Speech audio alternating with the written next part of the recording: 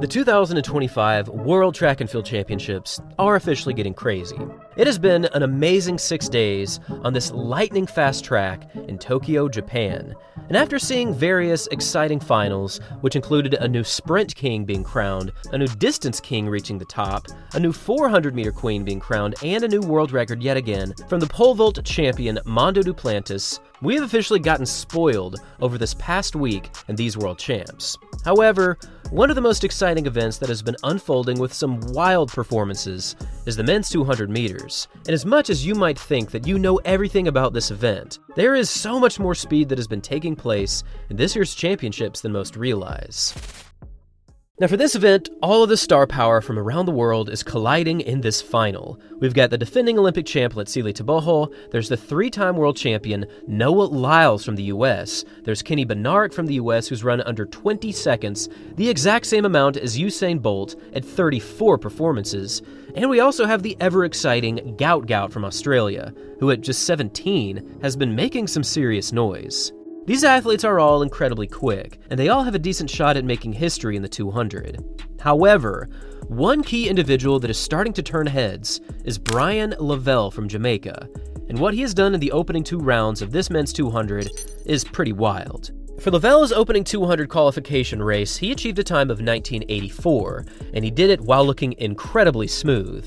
But what most people don't understand is that he split his opening 100 in 10.17. For a qualifying round, this is one of the most impressive runs that you will ever see. However, upon digging just a little bit deeper, it was actually uncovered that his opening 100 split was closer to 10.14, meaning that his first half of this 200 was actually historically fast. If we go back to the 2022 World Championships, we can see that Noah Lyles achieved one of the quickest 200s in history, as he achieved a time of 19.31 seconds, breaking Michael Johnson's American record on this day. This was quite the special performance, and his splits came out to 10.07 for the first half and 9.24 seconds for the second 100 meters. Given the crazy level of speed that Noah achieved on this day, it makes sense to say that this was one of the greatest 200 races of all time, and yet, Bryan Levell almost matched this speed over the opening 100 meters. Given that Lavell was way off the gas for the second half, logic tells us that he is clearly ready to throw down something special, and as these 200-meter races continued, that is exactly what we saw. Because in the semi-final, Lavell was in the second heat against the previous Olympic champion Lavell Teboho, and once again, Lavell pretty much dominated this race, getting out of the blocks incredibly quick, and he placed first in this semi-final in 19.78 seconds. But once again, when we dig a little bit deeper and dig up these 100 splits, he really becomes a next-level sprinter. For this semi-final, Bryan Levell achieved an opening 100 split of right around 10.11 to 10.12. Now, the Seiko timekeepers say that it's 10.12, but upon a further analysis, it could be 10.11. It's just impossible to tell for sure. This means that for the second half, Lavell was also flying as he reached the tape first in 1978. Bryan Levell has already convinced me and many others that he is ready to contend for not just a medal, but potentially a gold medal. And many are claiming that he can dip not just under 19.6, but possibly even under 19.5.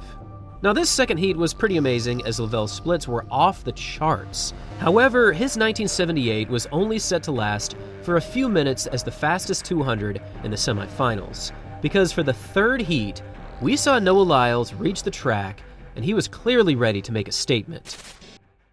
For this semifinal, Lyles got out of the blocks shockingly quick. He gapped the field almost instantly and used his patented closing speed to finish this race in first.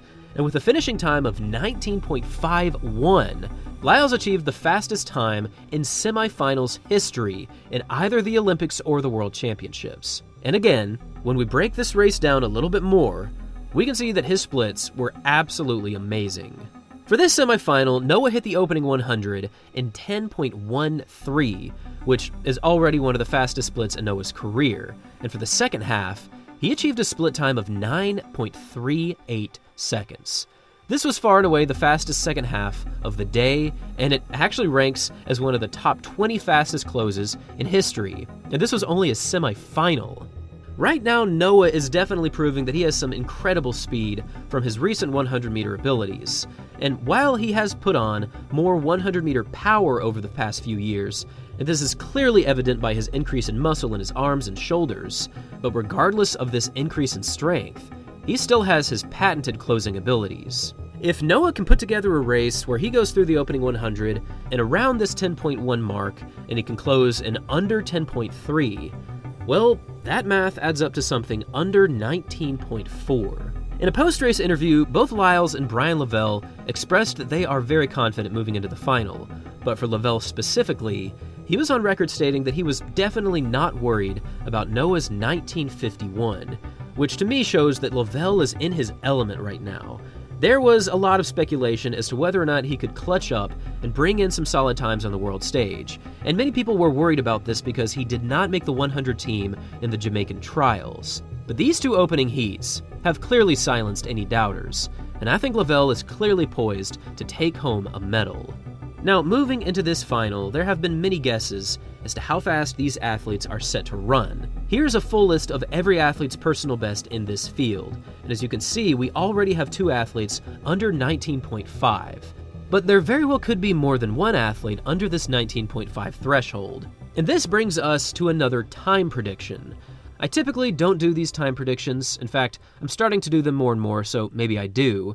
But for this 200-meter dash, given the talent, given Lyles' history, given Lavell's amazing speed, and given Teboho's clear abilities in the 200 over the second half specifically, I personally think that the winning time here will be somewhere between 1934 and 1941. We were able to get the time prediction correct in the 100, as we predicted it would be somewhere between 975 and 978. But there is much more room for improvements in the 200, so potentially this could be very wrong. But I really do think that we are about to see a few athletes go under 19.5, and I think we're set to see something under 19.4. Now I would love to hear from all of you about this 200-meter dash. Who do you think is the favorite? Who do you think is set to win? And what times do you think will be required for the gold, silver, and bronze medals? Thanks for watching, everyone. And as always, until next time.